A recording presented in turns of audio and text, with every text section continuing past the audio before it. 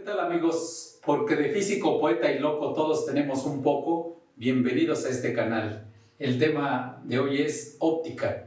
Sabemos que la óptica es la rama de la física que estudia la luz y los fenómenos que esta produce. Tenemos que la luz es un fenómeno muy importante en nuestra vida, nos da información acerca de nuestro entorno y pues además genera fenómenos, procesos, consecuencias muy llamativas, muy impresionantes. Podemos mencionar las auroras boreales y tenemos pues que podemos vernos a través de la visión, a través de la luz que reflejamos, y tenemos una fuente importante para nosotros de luz que es el sol. Tenemos las lámparas, una vela por ejemplo, que son cuerpos que emiten luz. Tenemos que pues este fenómeno siempre ha llamado la atención del hombre y ha tratado de explicar qué es la luz, ha tratado de responder esta pregunta: cuál es su naturaleza, por qué se comporta de esta forma, cómo podemos utilizarla, cómo podemos aprovecharla, etc. Entonces, a lo largo de la historia se han generado diferentes teorías que tratan de explicar la naturaleza de la luz, y tenemos 4 teorías principales que son lo que se conoce como la teoría corpuscular. Tenemos una segunda teoría que es la teoría ondulatoria, tenemos la teoría electromagnética y como cuarta teoría tenemos la teoría cuántica. Vamos a ver cada una de ellas, sus principales exponentes y el desarrollo de cómo se llegó a ellas. Bueno, empezamos con la primera teoría que se llama teoría corpuscular, y ya desde el tiempo de los griegos, tratando de explicar, de dar respuesta a esta pregunta, pues varios dieron alguna hipótesis de qué podía ser la luz, y se menciona a Platón y Aristóteles como pensadores que suponían que la luz estaba formada por pequeñas partículas que, por ejemplo, son emitidas por el ojo y llegan a los objetos, y de esa manera podemos tener la percepción del objeto. Uno de los pensadores representantes de esta teoría, o el principal, fue Newton, y se llama teoría corpuscular, en la cual se supone que la luz está formada por pequeñas partículas o paquetes o bolitas, obviamente muy pequeñas, que salen de la fuente de luz, chocan con los objetos y estas las reflejan. Aquí tenemos estas pequeñas partículas que son emitidas por la fuente luminosa en este caso. Por otra parte, en 1500 Leonardo supuso que, así como el sonido es una onda, pues supuso que la luz podría tener esta misma naturaleza. Al ver que el sonido se refleja o rebota generando el eco, también se dio cuenta que la luz es reflejada por los cuerpos, y de ahí inició esa idea de que la luz es una onda. Uno de los principales exponentes y defensores de esta teoría fue el científico holandés Christian Huygens. Entonces tenemos esta segunda teoría. Aquí tenemos una fuente luminosa que emite una onda luminosa, una fuente de luz que emite una onda luminosa, choca con un objeto y es reflejada. Tenemos que estas dos teorías están en igualdad de circunstancias, y las dos explican satisfactoriamente los fenómenos elementales de la luz, como la propagación rectilínea de la misma. Tenemos que si estamos en un recinto a oscuras, por ejemplo, hay una rendija y un punto por el cual entra la luz del exterior, y vemos claramente su movimiento en línea recta, o la formación de sombras también nos permite corroborar que la luz viaja en línea recta. Tenemos el fenómeno de la reflexión. Cuando las partículas chocan con un objeto, son reflejadas. Por ejemplo, lanzamos una bola sobre una pared y esa bola es rebotada o reflejada. Igual lo harían estos corpúsculos. De igual forma, pues una onda sabemos que experimenta el fenómeno de reflexión.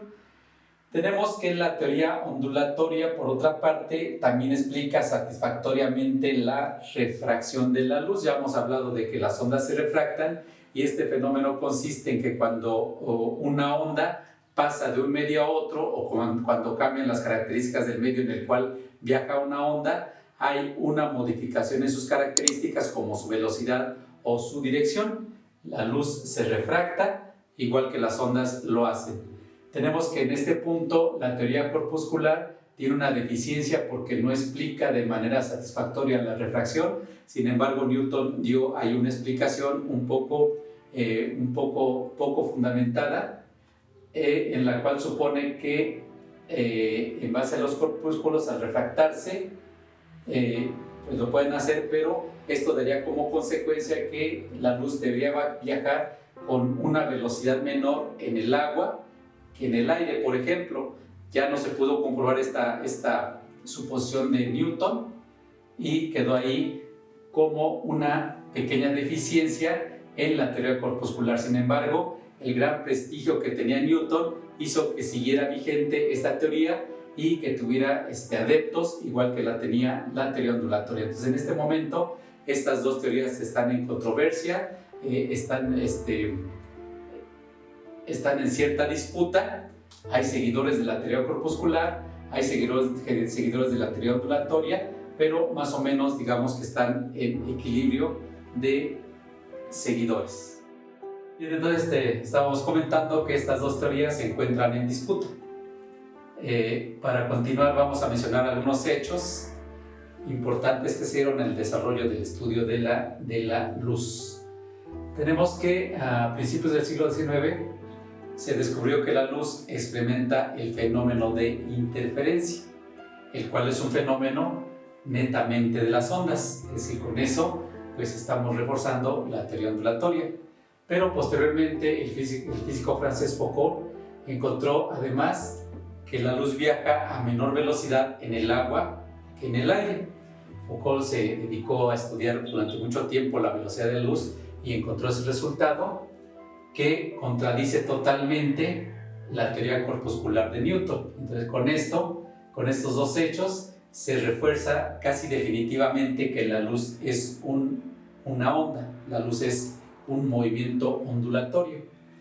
Y de ahí surge otra pregunta o otro problema. Si la luz es una onda, los físicos se preguntaron cuál es el medio en el que la luz viaja. Ya habíamos comentado que las ondas requieren un medio para viajar, como el sonido, que viaja, como en esta ocasión, en el aire, y viaja en los líquidos y también viaja en los gases, requiere de algún medio. Entonces se preguntaron cuál es el medio que la luz requiere para viajar, y el físico francés Fresnel postuló que debe haber un medio especial con características incluso contradictorias, porque debe ser un medio con una densidad muy pequeña y a la vez con una elasticidad muy alta. A ese medio le llamó el éter, y ahora se trataba de buscar esa sustancia especial llamada éter. Por otra parte, en otra vertiente, había otro conjunto de físicos que estaban estudiando la velocidad de la luz. Hasta el siglo XVII, muchos pensadores creían que la luz tenía una velocidad infinita, pero otros opinaban que eso no era posible, nos llevaba a ciertas contradicciones, y pensaban que entonces la luz debería tener alguna velocidad de algún valor finito. Entre ellos estaba Galileo, quien intentó medir la luz de manera infructuosa.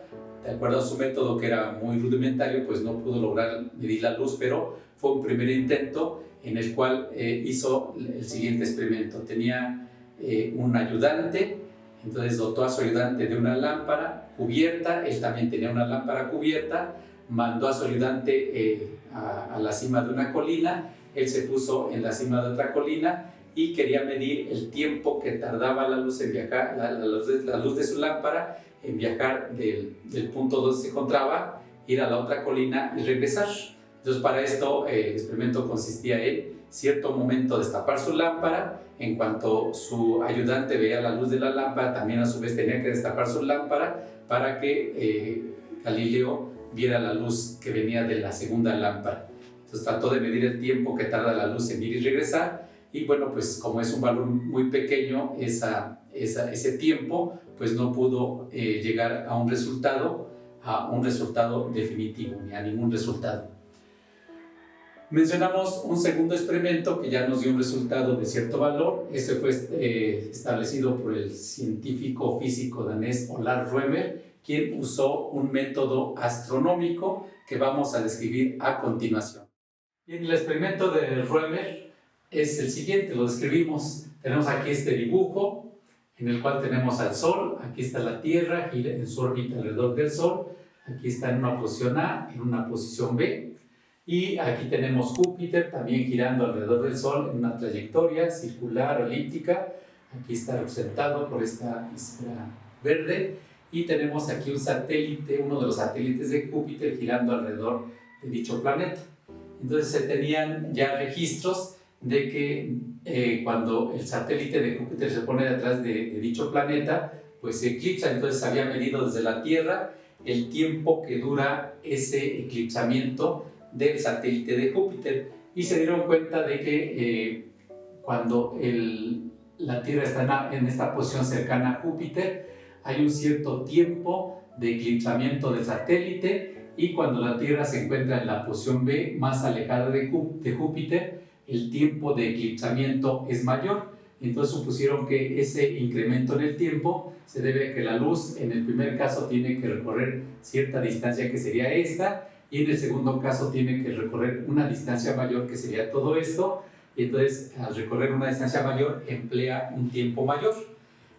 Si conocemos el incremento de tiempo y la distancia, el incremento de distancia, que sería el diámetro de la Tierra, obtendríamos un valor. Y así fue como Roeber obtuvo un valor que está alejado del valor real de la velocidad de la luz, pero ya obtuvimos un valor y el método es correcto, solamente que faltó más precisión en los datos para tener un valor más acertado al valor real. Bien, continuamos con nuestra historia de la medición de la velocidad de la luz. Como verán, tienen que ver aquí mucho los franceses. En el siglo XIX, el francés Fizeau diseñó un experimento con una rueda dentada, unos espejos, e hizo reflejarse la luz. Estableció ahí un experimento bastante sofisticado, bastante detallado, y ya encontró un valor de cierto valor para la luz. Encontró un valor de 3.13 por 10 a la 8 metros sobre segundo. Posteriormente se fueron perfeccionando los métodos, afinando el procedimiento, revisando detalles, y otro científico, precisamente Foucault, que ya habíamos mencionado acá, se dedicó a medir la velocidad de la luz, y en lugar de usar la rueda dentada de Fizeau, usó una serie de espejos giratorios, encontrando un valor de 2.98 por 10 a la 8 metros sobre segundo para la velocidad de la luz.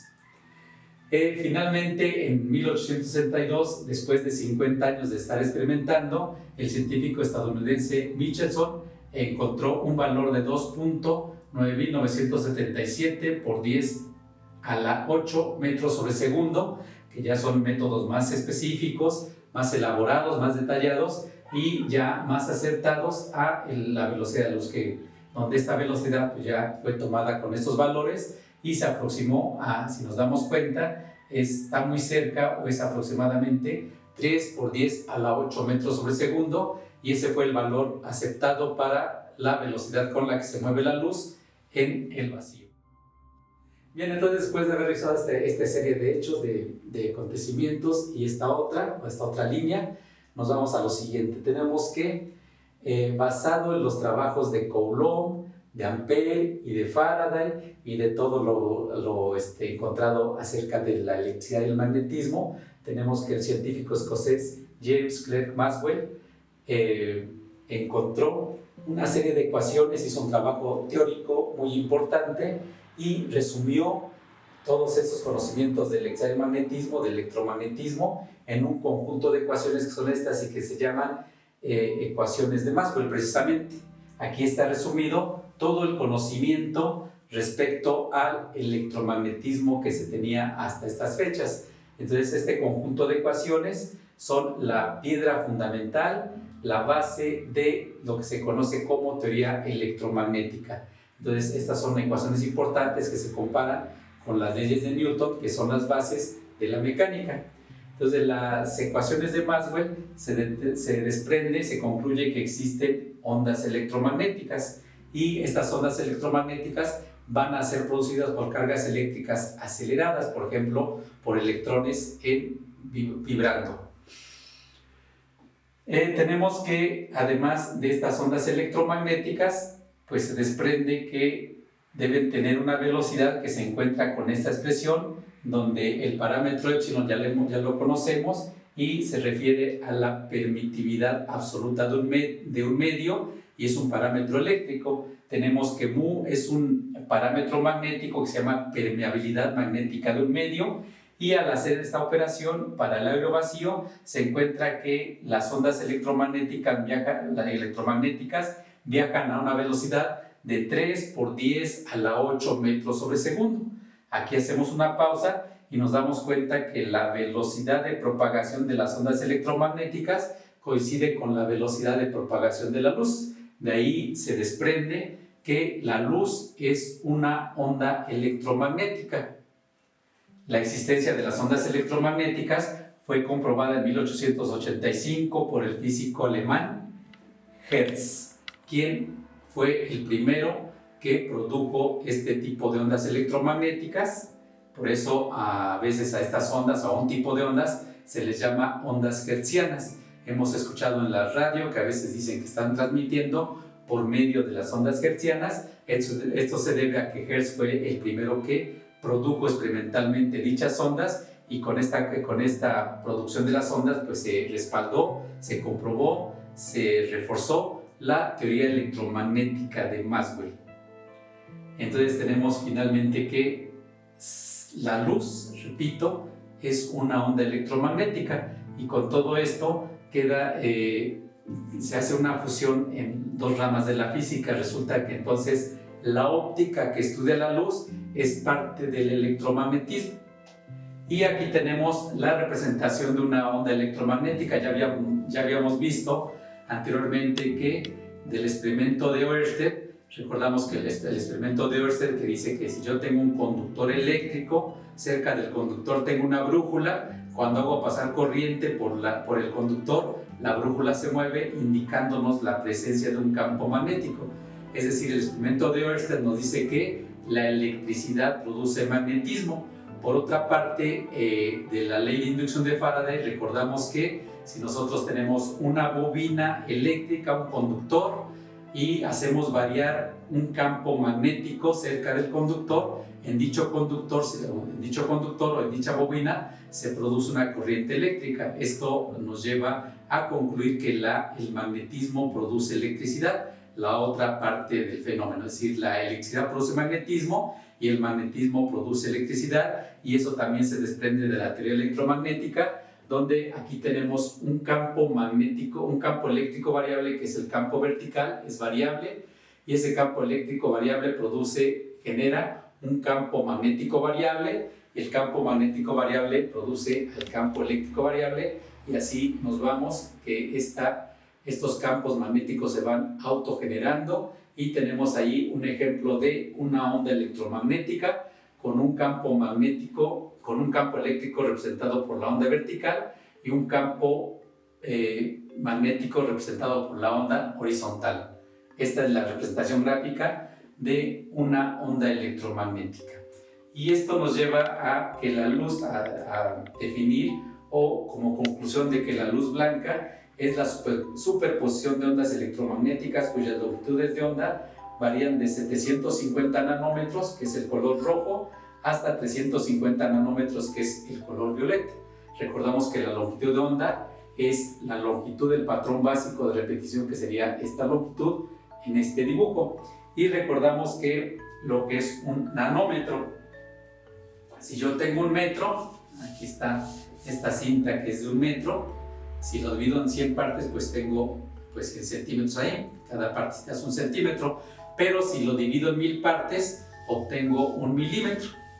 Un milímetro pues es la milésima parte del metro. Si tengo un milímetro y lo divido en 1000 partes, cada partecita es una micra. Si tengo una micra y la divido en 1000 partes, tengo un nanómetro. Y entonces las longitudes de onda de la luz van como dijimos, de 750 nanómetros a 350 nanómetros. Y pues la luz es una onda electromagnética, pero no es la única. Hay un conjunto de ondas electromagnéticas que utilizamos, que conocemos, que nos son útiles y que conforman lo que se conoce como el espectro electromagnético, que vamos a ver a continuación. Bien, continuamos entonces ahora con el espectro electromagnético. Aquí tenemos una escala donde estamos midiendo las frecuencias. Recordamos que la frecuencia se mide en hertz. Un hertz es un ciclo por segundo, un ciclo sobre segundo, o una vibración por segundo, o una oscilación por segundo. O sea, aquí tenemos una escala que va desde 10 a la 2 Hz, 10 a la 2 es 100, entonces tengo aquí 100 Hz, o 100 ciclos por segundo, o 100 vibraciones por segundo. 10 a la 4 es 10.000, 10 a la 6 es 1 billón, 10 a la 12 es 1 billón, 10 a la 18 es 1 trillón de hertz, y así tenemos esta escala. Y tenemos que de 10 a la 2 a 10 a la 8 aproximadamente tenemos las ondas de radio y ondas de televisión, que son las de menor frecuencia. Tenemos que, de acuerdo a la fórmula de la velocidad de una onda, recordamos que la velocidad de la onda se calcula con el producto de la longitud de onda por la frecuencia, y tenemos que para las ondas electromagnéticas, como su velocidad es constante, tenemos que esta expresión se transforma en que la velocidad de la onda es la velocidad de la luz, que se representa con la letra C, y que ya dijimos que vale 3 por 10 a la 8 metros sobre segundo, es igual a la longitud de onda por la frecuencia de dicha onda. Entonces, como C es constante, para cada longitud de onda hay una frecuencia. Al aumentar la longitud de onda, la frecuencia disminuye, o al disminuir la longitud de onda, la frecuencia aumenta. O sea, aquí vamos aumentando la frecuencia. A mayor frecuencia las ondas son de mayor energía y va disminuyendo la longitud de onda. Podemos hablar del espectro electromagnético en términos de frecuencias como está acá, o lo podemos también caracterizar en términos de longitud de onda de forma equivalente. Entonces las ondas de menor frecuencia son de mayor longitud de onda, y las de menor frecuencia o mayor longitud de onda son las ondas de radio y ondas de televisión. Tenemos que de 10 a la 8 aproximadamente a 10 a la 11 tenemos las microondas, que se utilizan para las comunicaciones también, o pues como sabemos para calentar los alimentos. Tenemos a continuación de 10 a la 11 aproximadamente a 10 a la 14 tenemos los rayos infrarrojos. Los rayos infrarrojos son, si nos ponemos en el sol durante un día caluroso, después de cierto tiempo ya nos arde la piel, es porque estamos recibiendo esos rayos infrarrojos que nuestra piel percibe como calor. Y aquí de 10 a la 14 hasta menos de 10 a la 16 tenemos la parte visible del espectro electromagnético, que es la luz. Lo que conocemos con la luz como la luz, y que está formada por los colores del arco iris, que van del violeta al azul, azul-verde, verde, amarillo-verde, amarillo, naranja, rojo, etc. Este es los colores del arco iris, pero no, entre un color y otro no hay una frontera bien definida, sino que van cambiando de tono de manera continua. Enseguida de la luz tenemos la radiación de las ondas ultravioleta. Ultravioleta significa más arriba del violeta, que va de 10 a la 14, de 10 a la 16 a 10 a la 18 aproximadamente. Y hacia arriba tenemos los rayos X, que pues son familiares a nosotros por medio de lo que llamamos una radiografía, que es una fotografía de nuestros huesos. Y finalmente los más energéticos y por lo tanto más peligrosos para los organismos son los rayos gamma, que van de 10 a la 20 hasta 10 a la 23, etc. También esto no está bien definido, hay un traslape también entre los tipos de onda, y hay un cambio continuo en las longitudes de onda y en las frecuencias, como está aquí representado. Bien, continuando con las teorías que tratan de explicar la naturaleza de la luz, que tratan de decirnos qué es la luz, vamos con la cuarta teoría, que se llama teoría cuántica. Tenemos que en 1905 Einstein explicó el llamado efecto fotoeléctrico, el cual fue descubierto en 1839 por el físico francés Becquerel. Debido a esta explicación que dio Einstein en 1905, resulta que posteriormente en 1921 le dieron el Premio Nobel de Física. El efecto fotoeléctrico consiste en que cuando tenemos un metal, aquí tenemos este dibujo que representa esta parte en morado, representa un metal, y lo iluminamos con cierto tipo de luz, se observa que se desprenden electrones. Los electrones tienen cierta velocidad y por lo tanto cierta energía cinética, y con ellos podemos generar en principio una corriente eléctrica. El problema que se tenía es que de acuerdo a la teoría, a los conocimientos de ese momento, debería suceder que sin importar el tipo de luz, debería desprenderse los electrones, siempre y cuando esa luz tuviera la intensidad suficiente, la intensidad luminosa suficiente. Tenemos que la energía de una onda depende de su intensidad, pero se observaba que si nosotros iluminamos el metal con luz roja, aunque fuera de una alta intensidad, no había desprendimiento de electrones. Sin embargo, si iluminamos con luz azul, por ejemplo, aunque fuera con una baja intensidad, sí había desprendimiento de electrones. Esto era un problema que no se podía resolver en ese momento. Estuvo durante cierto tiempo sin solución esta situación y llegó Einstein y tuvo que dar una explicación. Para esa explicación, Einstein tomó en cuenta un resultado que ya había considerado el científico alemán Max Planck. Max Planck había explicado a su vez el fenómeno llamado radiación del cuerpo negro, y para hacer esta explicación Planck tuvo que suponer que la luz o la energía en ese caso no es un fenómeno continuo, sino es un fenómeno discreto. Supuso que la energía está formada por pequeños paquetes o cantidades mínimas de energía, a los cuales llamó cuantos, y con eso pudo dar una explicación satisfactoria de la radiación del cuerpo negro. De igual forma, Einstein hizo una suposición, tomó esa base de Max Planck y supuso que la luz no estaba formada, no era un fenómeno continuo, sino era un fenómeno discreto, es decir, formado por pequeños paquetes, pequeños corpúsculos, pequeñas partículas, pequeñas cantidades mínimas, a las cuales llamó fotones, y cuya energía es proporcional a la frecuencia de la onda correspondiente.